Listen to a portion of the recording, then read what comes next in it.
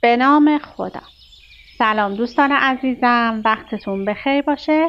پادکست صدای سکوت امروز رو با کتاب زیبایی به نام سرمه‌سرا شروع میکنیم.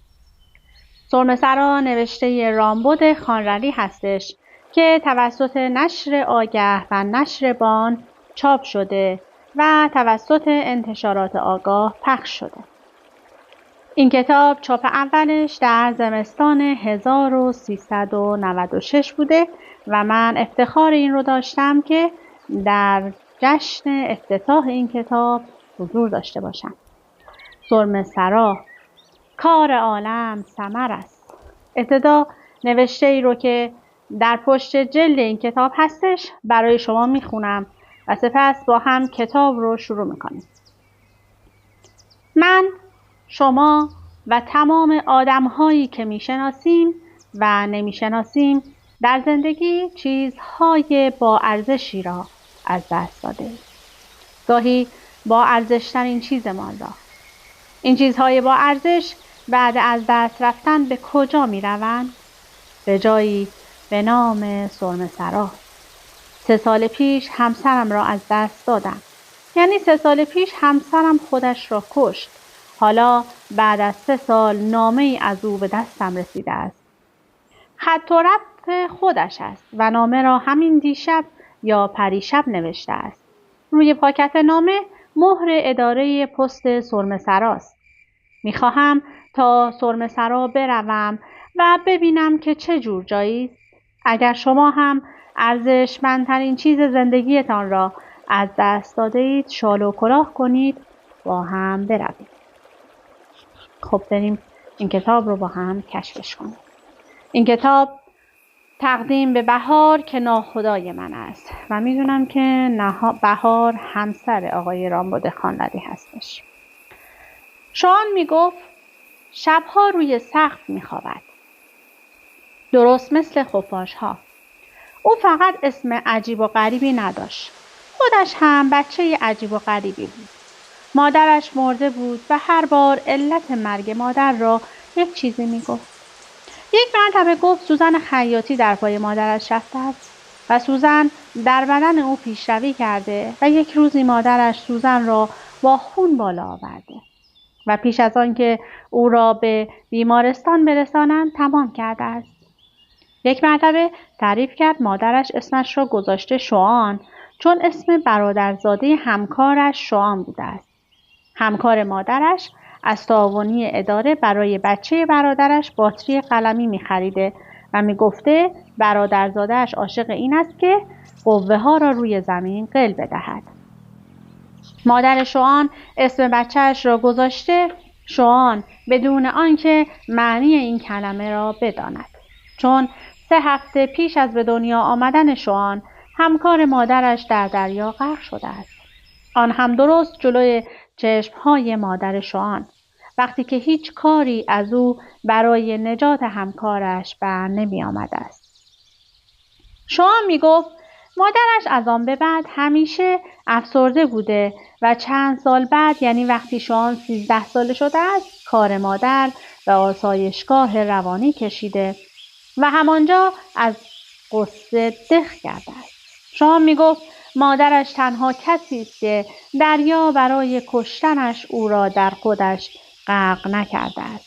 یک روزی دریا لباس پرستارها را پوشیده وارد تیمارستان شده، به مادر شوان آمپول هوا تزریق کرده و از در پشتی بیمارستان فرار کرده است. همه ما می‌دانستیم تمام حرف‌های شوان دروغ است، اما همه ما عاشق دروغ‌های او بودیم. یادم هست یک سالی پورکی مادر شوان را در دفتر مدرسه دید. همان روز پورکی سکه ای را که روی شوفاژ کلاس داغ کرده بود انداخت داخل تنبان یکی از بچه‌های کلاس و معلم او را فرستاد دفتر. پورکی با چشم‌های خودش مادر شوان را در دفتر مدرسه دیده بود. وقتی که نصیری با او در مورد دروغ‌های شوان صحبت می‌کرد، دروغ‌هایی که از زبان همکلاسی‌های شوان یعنی ما شنیده بود. پورکی رفته بود جلو، به مادر شوان گفته بود اجازه؟ ما فکر می‌کردیم دریا شما رو کشته است. و مادر شوهان کشیده محکمی به پورکی زد. همان روز پورکی دروغ شوهان را به رویش آورد و گفت دیده که مادرش زنده است. شوهان خیلی خونسرد حرفای پورکی را شنید و گفت که پدرش هر شب تا صبح تلویزیون تماشا می‌کرد و هر روز نزدیک صبح مادر و پدرش دعوای سختی بر سر این مسئله داشتند تا اینکه مادرش مرد و پدرش هر شب با خیال راحت به تماشای تلویزیون نشست. میگفت یک شب بیدار شده و دیده پدرش در حال تماشای برنامه جهاد سازندگی بوده. ساعت 4 صبح نشسته بوده و بدون صدا تراکتوری را تماشا می‌کرده که گندم‌ها را درو می‌کرده است. میگفت صبح همان شب با صدای مادرش از خواب بیدار شده است. مادرش 2 سال بعد از مرگش دوباره از اتاقش بیرون آمده و با پدرش جر و بحث کرده است. و بعد از آن هم دوباره در خانه مانده است. شوهان میگفت مادرش دوست ندارد کسی از او سؤالی در ارتباط با این 2 سال و چند روز بپرسد. ما هم نمیپرسیم. میترسیم دوباره ناراحت شود و بمیرد. دوست دارم شوهان را ببینم و بگویم حالا با این اتفاقی که برای من افتاده است حرفش را باور میکنم. باور میکنم که مادرش 2 سال بعد از مرگ برگشته است.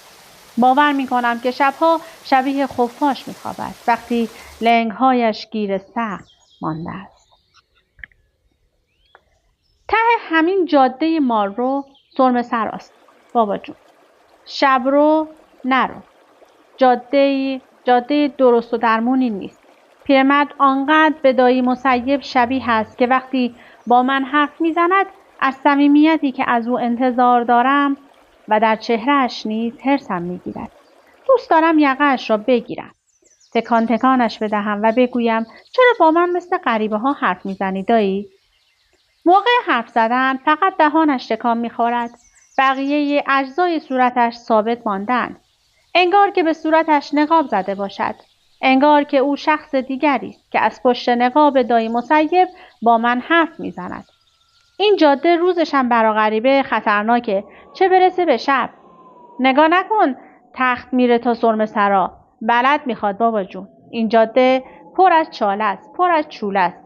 چاله چوله هم که نباشه این جاده شبها جاده از ما بهترونه. پیرمرد پشتش گذاشته که من را از صرافت سفر شبانه بیاندازد. برمیگردد به سمت قبرستان و با دست اشاره میکند به دنبالش بروم. دستهایش از دستهای من کمچین و چروکتر است. برمیگردد به من نگاه میکند و میخندد. موقع خندیدن فقط دندانهایش را نشان میدهد. گونه‌هایش تکان نمیخورند. پیرمرد میایستد به خواندن چند اسم از روی تابلوی فلزی که در زمین قبرستان فرو رفته است. چند جایی از رنگ تابلو پوسته شده و زیر پوسته های ورقه شده زنگ زده است. رنگ زرد کمرنگی روی سفید تابلو نشسته. انگار یک نفر چسب را با فرشه خیلی شلخته روی تابلو کشیده باشد. تابلویی که درست و حسابی توی زمین جاگیر نشده است و هر چند لحظه یک بار لق میزند. از شهر اومدی؟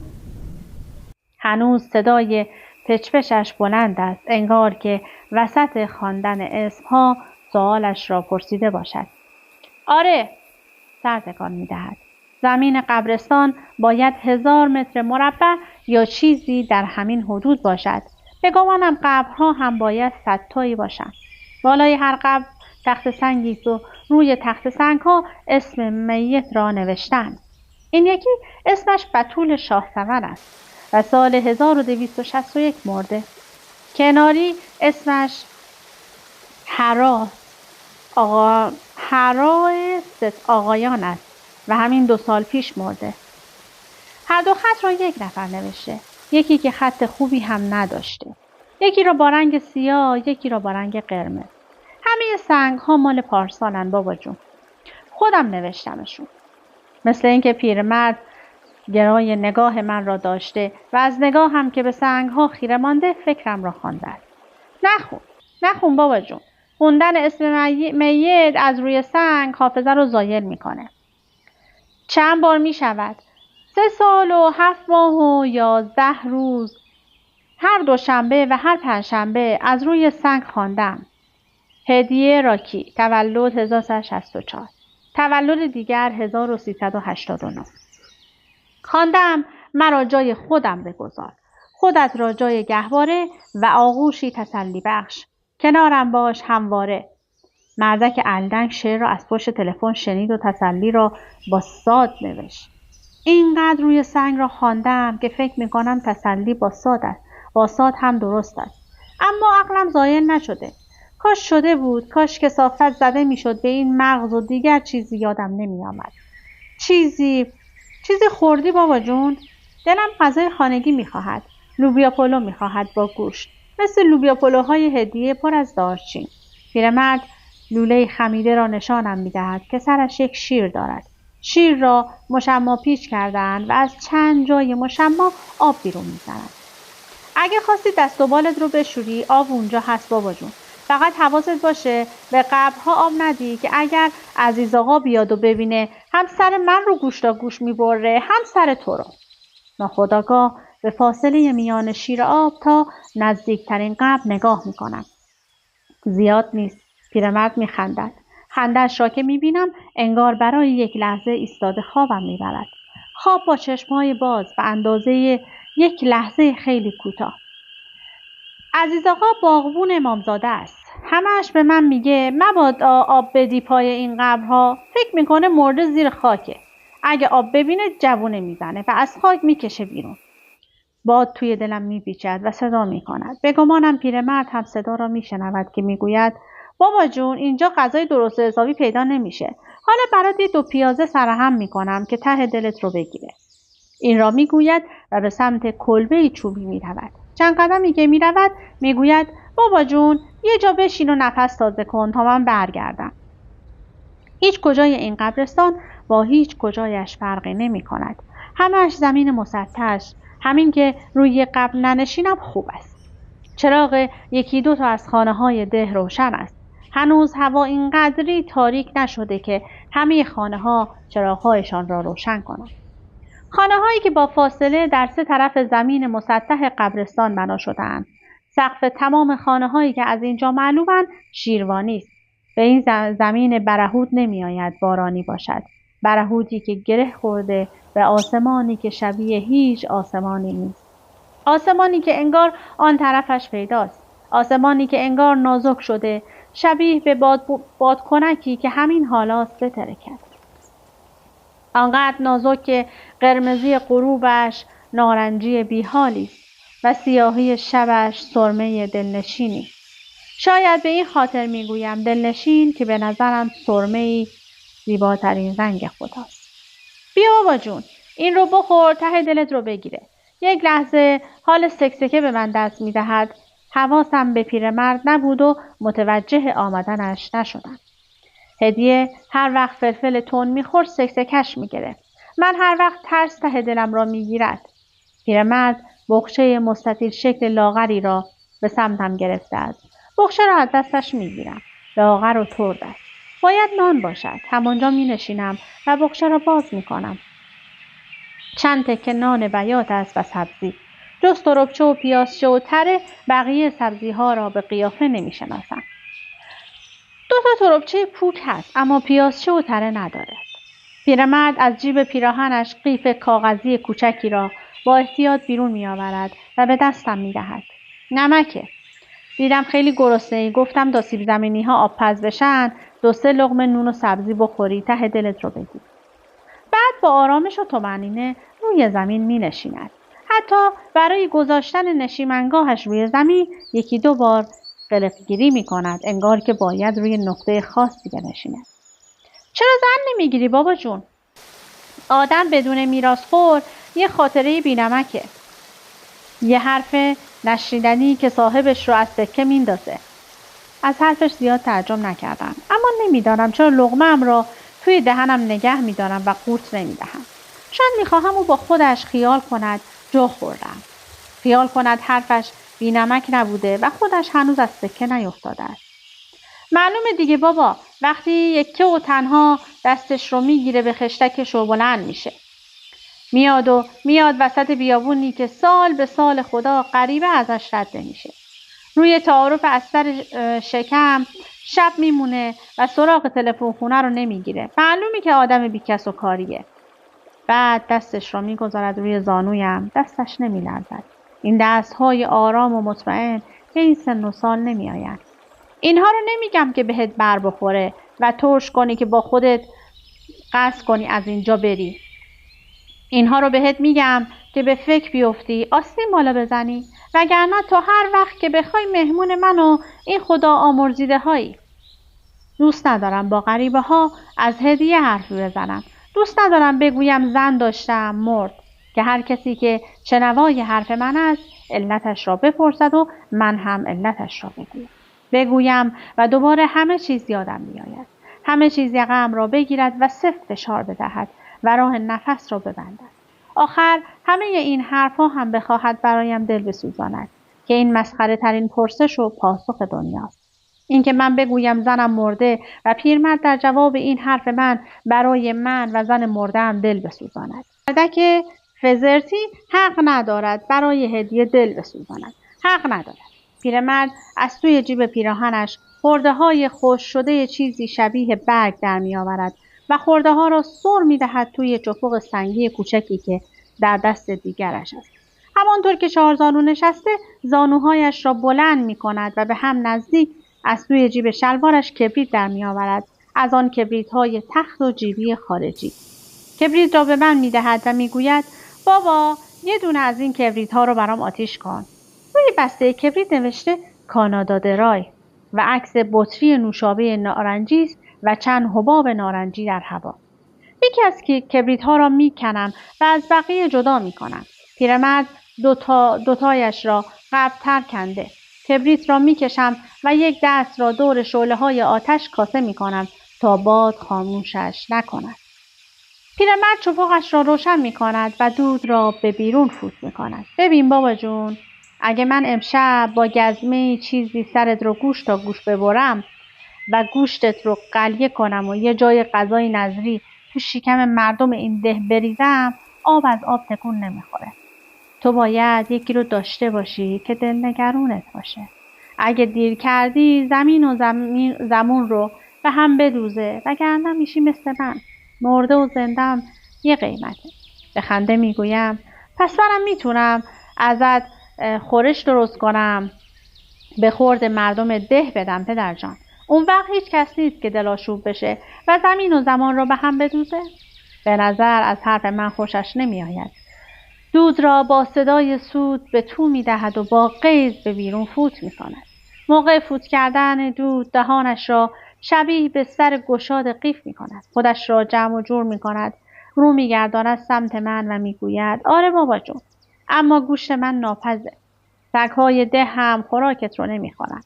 پوزه می کشند به غذایی که پختی و بوی ترش گوشت ناپز من اونها رو پس می زند. از رانم نیشگونی می گیرد و می گوید اما گوشت تو مثل شیشک می مونه. ترد و آب داره. اول زبانش را دور لبش می کشد و آب دهانش را با صدای قورت می دهد. بعد شروع به خندیدن می کند. خنده بلند با دهان باز، انگار خودش نباشد. انگار کس دیگری جای او می خندد. به نظرم همین چند کام چپق دندانهایش را زردتر از قبل کرده. دندانهای زرد توی آن دهان گشاد و تاریک من را یاد شیشه های نوشابه توی یخچال ویترینی رضا ساندویچی می اندازد که همیشه خدا لامپش سوخته بود. پشت شیشه یخچال می ایستادم و انگشت می گذاشتم به سمت نوشابه های نارنجی و می گفتم از اینا. بچه تر از این بودم که یک ساندویچ را کامل بخورم و رضا ساندویچی هم نوشابه را بدون ساندویچ نمیداد. سهم من میشد نوشابه شریکی و ساندویچ شریکی. نوشابه نصفه‌ای که توی لیوان بود توی شیشه هم نبود، اما من یک نوشابه کامل میخواستم، آن هم توی شیشه. به خودم که میآیم میفهمم که خنده پیرمرد دوباره من را به هپروت برده است. پیرمرد چپقش را روی زمین میکوبد تا خالیش کند. چپق خالی شده، اما پیرمرد هنوز آن را روی زمین میکوبد. انگار که فکرش به جای قلاب شده باشد. چشمها را در چشم خانه ها میگرداند. به نظر در حال مزه کردن حرفی باشد، صدایش را صاف می کند و می گوید خب بیا دختر من رو بگیر. بشو دوماد خودم. فصل دوم این کتاب رو میره با هم بخون. منتظر می شوم بخندد. خنده‌اش را که کرد جوابش را بدهم، اما نمی خندد. حتی دیگر چپقش را هم روی زمین نمی کوبد. زل زده به من و توی چشمهایم نگاه می کند. دخترش؟ کدام دختر؟ باید توی همین سرایداری دختری داشته باشد. شاید این قرشمال بازی ها را در آورده که من حساب کار دستم بیاید و خیال ناجور به سرم نزند. حواسم به گزمه و غذای مردم باشد و از جایی که نشستم تکان نخورم. پیرمرد میگوید اونهاش بابا جون، دخترم اونجاست. اشاره میکند به جایی که جز تاریکی چیزی نیست. پاشو بابا جون، دخترم اونجاست. پاشو برو ببینش. شاید مهرش به دلت نشست. شاید خاطرش رو خواستی. هولبازی های پیرمرد کم کم اذیتم میکند. شاید زدن به جاده سرمه‌سرا کم خطرتر از شب را سحر کردن در کنار این پیرمرد مشنگ بود. شاید جاده خطری نداشت. شاید پیرمرد این دروغ‌ها را از خودش درآورد که شب را اینجا بمانم. اسم این قبرستون چیه؟ سوالی بهتر از این به ذهنم نیامد. نمیدونم بابا جون. من 3-4 سالی بیشتر نیست اومدم اینجا. یکی از قدیمی‌های ده از زن بزرگ شنیده بهشت یحیی. یکی دیگه شنیده شعیب آباد. یکی از تربچه‌ها را بر می‌دارد، نمکمال می‌کند و به نیش می‌کشد. من خودم با بهشت یحیی راحت‌ترم. همین هم صداش می‌کنم.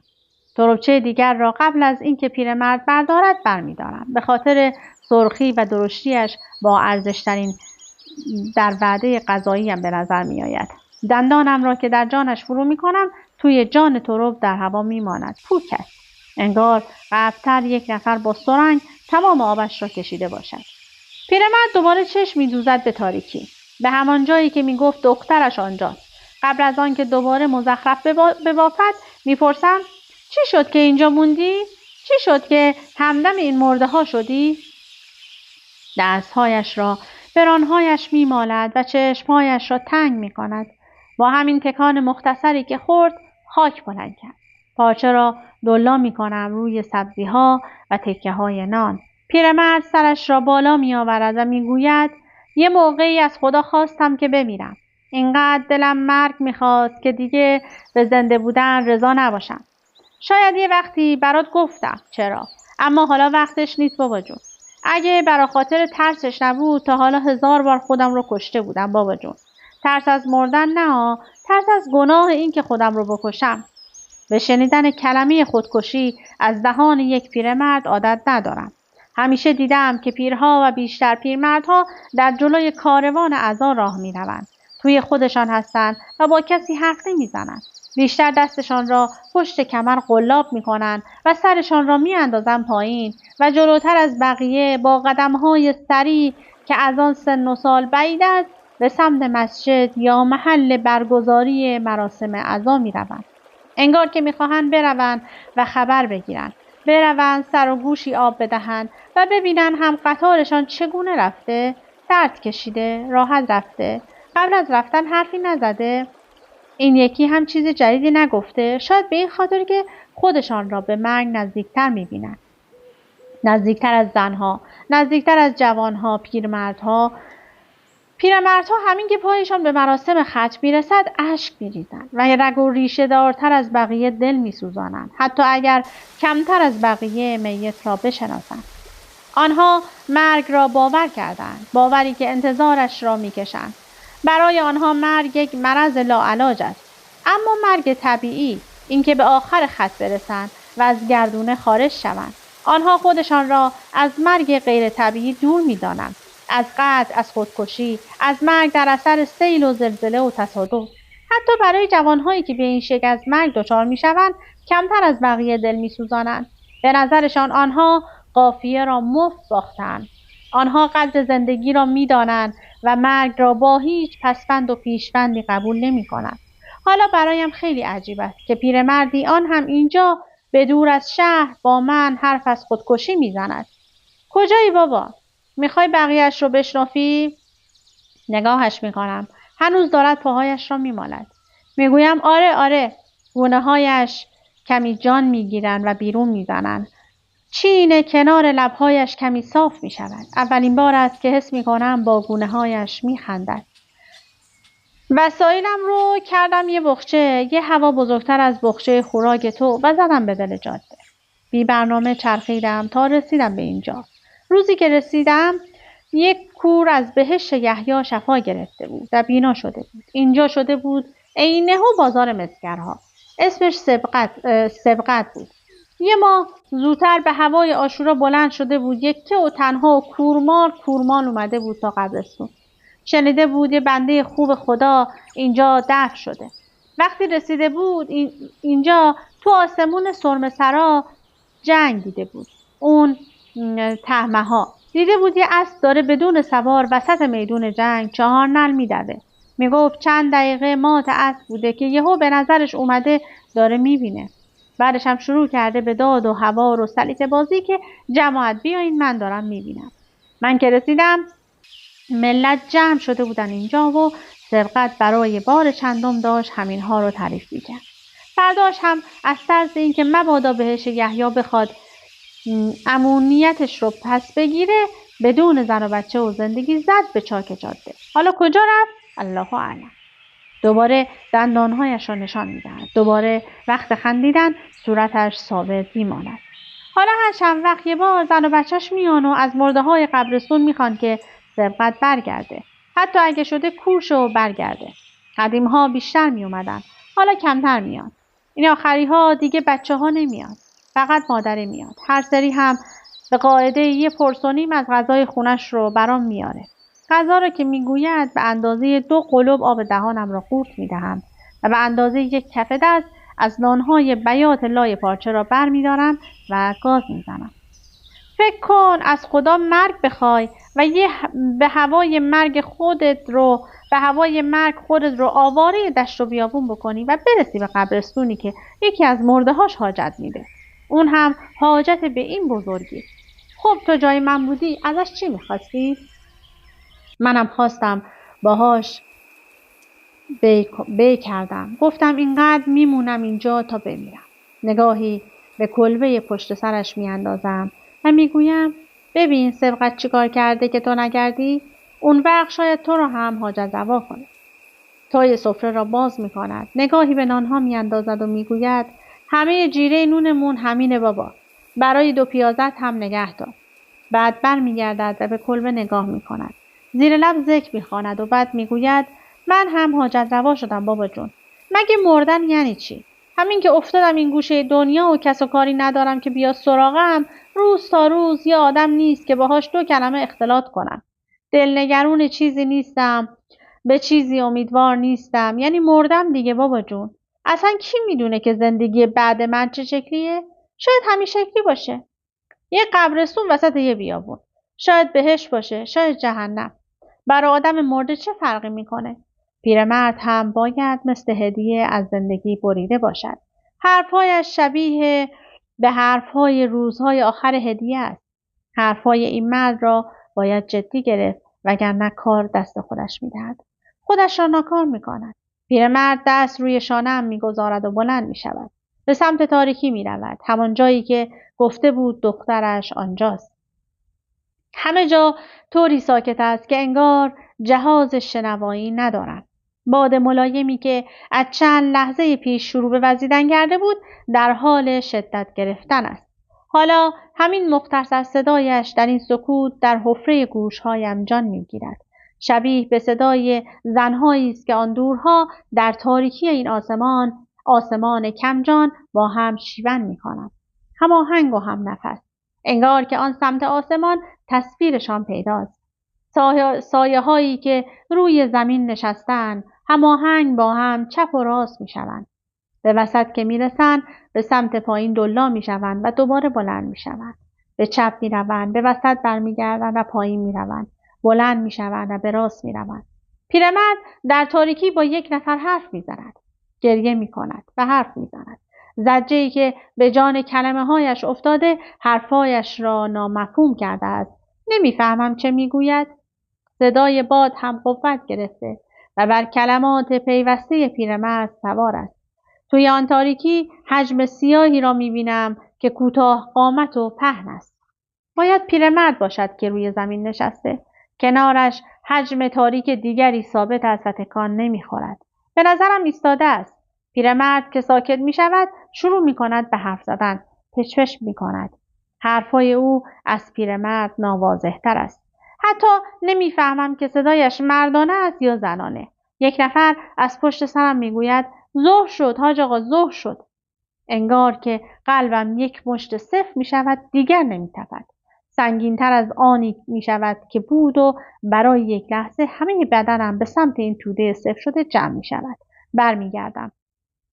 پشت سرم یکی ایستاده، همسن و سال خودم. 31 ساله، لاغر است، با شکمی بزرگ، شبیه عقب افتاده هاست، با دماغ پهن، لب‌های قلبه‌ای بزرگ، با صورتی پر از آبله که همه را کنده و حالا جای زخم‌ها هوا کشیده و خشک شده است. دوباره میگوید ظهر شد حاج آقا، ظهر شد.